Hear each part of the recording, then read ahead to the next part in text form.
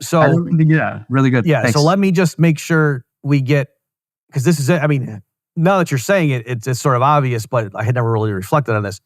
So the whole thing with the cryptography and solving the Byzantine generals problem and blah, the intellectual task or problem that Satoshi solved in his white paper that made Bitcoin possible was, we want to make sure, you start out with this ledger and different addresses control or contain, whatever verb you want to use, various amounts of the token. Let's say it's Satoshis. And then the hard thing was, you want to make sure that a malicious actor can't make your address send tokens to his address against your will.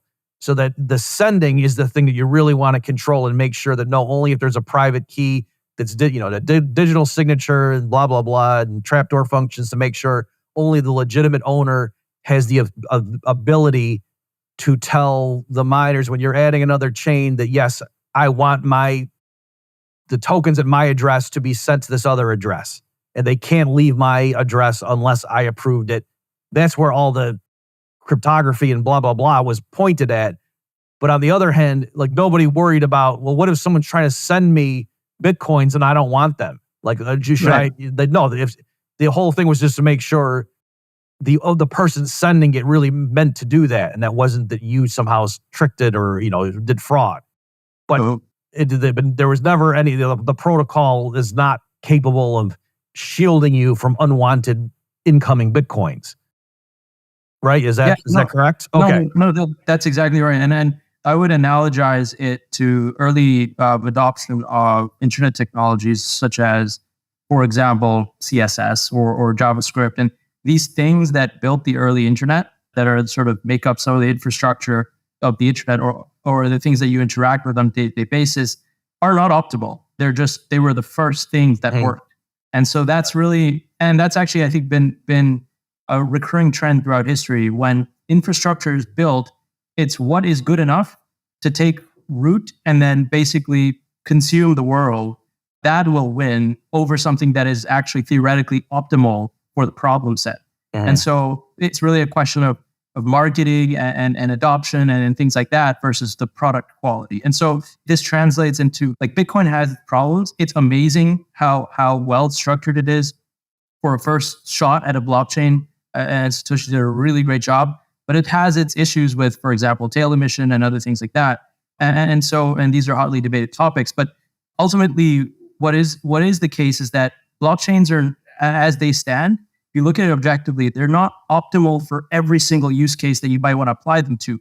They're optimal for almost none, but they're good for many, and they're very bad for many others. And so if your use case has certain characteristics, well, then a iteration upon the technology, just like iteration on JavaScript, such as React and other frameworks, I'm not going to go into depth, but basically JavaScript is here, and then there's other things built on top of it that make it more usable for different use cases.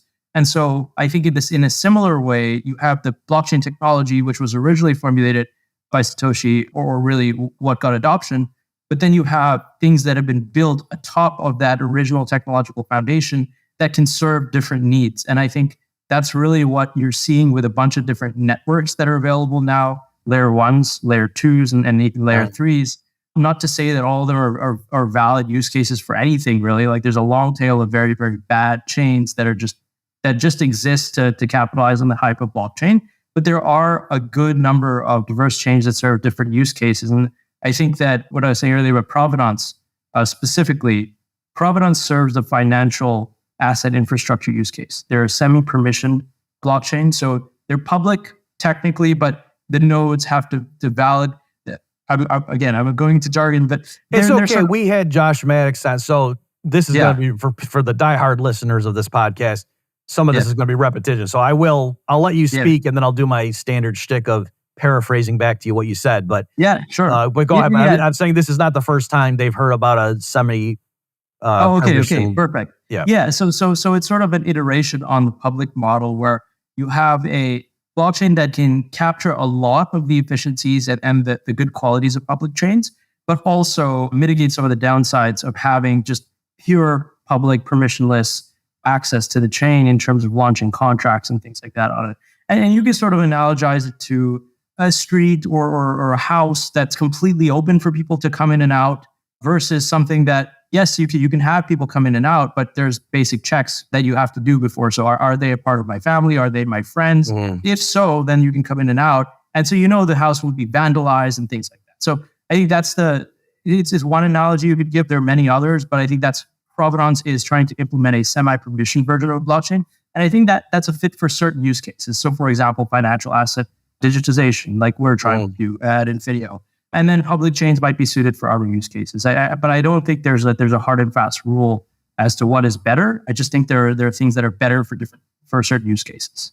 The analogy, it wasn't with Josh Maddox, it was with somebody else, and the name is escaping me at the moment, where when he was explaining that spectrum between like a purely internal chain, which is really just kind of like a database, that like one institution controls the ledger, which is, they just have, SQL or something, versus, Bitcoin, which is the most famous and ubiquitous, completely public chain.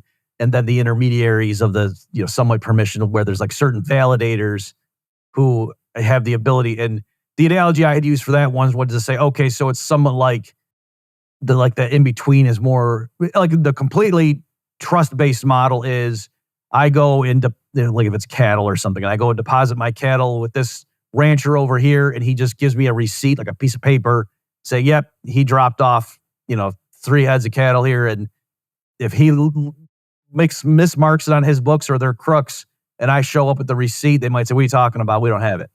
So I'm kind of trusting them to manage it. Whereas the semi one is more like in the middle of the town square, there's like a big fenced off area, and all the big ranchers, like 10 of them are there, and they all are looking over each, the cattle coming and going and sort of blessing the transactions or not. And so there it's not like open to the whole world, but now it would have to be like those 10 guys would all have to be in on it if they wanted to systematically screw people over. And so you hope that, there's more accountability or just minimization of an honest mistake on any one part. So yeah. Can I ask you, just going, so yeah, I think you've done a good job explaining to the listeners the pros and cons and maybe why. Well, we did see that after the stuff that happened with BlackRock and that news broke about, look what happened. Some of the people that we know in our neck of the woods were saying, yep, see, we told you so. This is why, you wanted to use something like a Provenance that's dedicated to financial transactions. So, but for right now, given that BlackRock is where it is, can they, just so the listeners understand, like I'm assuming as soon as it gets flagged and they're aware that, there's a pornographic NFT that we just got, they can just send that somewhere else out of the fund, right? Because if it's sent to them, now they own it. Can't they just move it somewhere else? Yeah, they could. It costs them money every time. So okay, but still, like in terms of, you're probably not going to win an arms race with BlackRock to try to bankrupt them if you're just some random troll. True. But you could go quite a long way when it's crowdfunded, trolling. I do want to come to that in a minute to say why is this in anybody's interest? Okay, but strictly speaking, they could do that. They're free to send it, whatever they want. To get it out of there, because now if you're giving it to them, now they technically own it and they can use their private keys to sign the transaction to move it to somewhere else that's not, that the public doesn't know. Oh, if you want to go see what's in the BlackRock $100 million fund, you go to these addresses and see what's there. They can move it out of there. And then likewise with the tainted stuff coming from the Tornado Cash, can they show the authorities and say, we've built a protocol that when those, we can't literally stop them at the front door. Like they come into our possession, but we immediately shunt them off over to this thing over here in a segregated thing that we don't, it just sits there and we don't have anything to do with that. Yeah. I mean, I'm not a lawyer, but you could make maybe a good faith case for that. Technically, they'd still be violating the law as far as I understand, but they could make a good faith case and maybe it wouldn't be prosecuted. It's like maybe it wouldn't be enforced, right?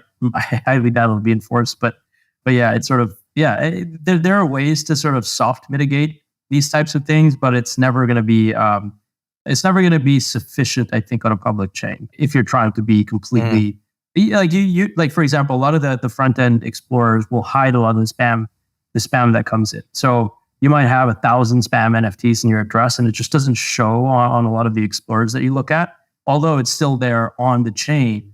And so there's things like that you could do. So BlackRock could build their own front end, for example, to show what assets are on their wallet, and they could exclude all of this stuff they don't want people to see and say, hey, this is the source of truth. Although on the underlying chain, there's still, the assets are still there. So there's different mitigation steps you can try and do. But ultimately, the chain is the chain, and the infrastructure works the way it does, right? Mm-hmm. Okay. So I know I look at the clock here. We'll wrap up very soon. Can you? So what is the motivation of this? Like, is it purely just trolls thinking it's funny, or is it also possible that, I mean, I know you don't know, but can you speculate, or I don't know what the word on the street is.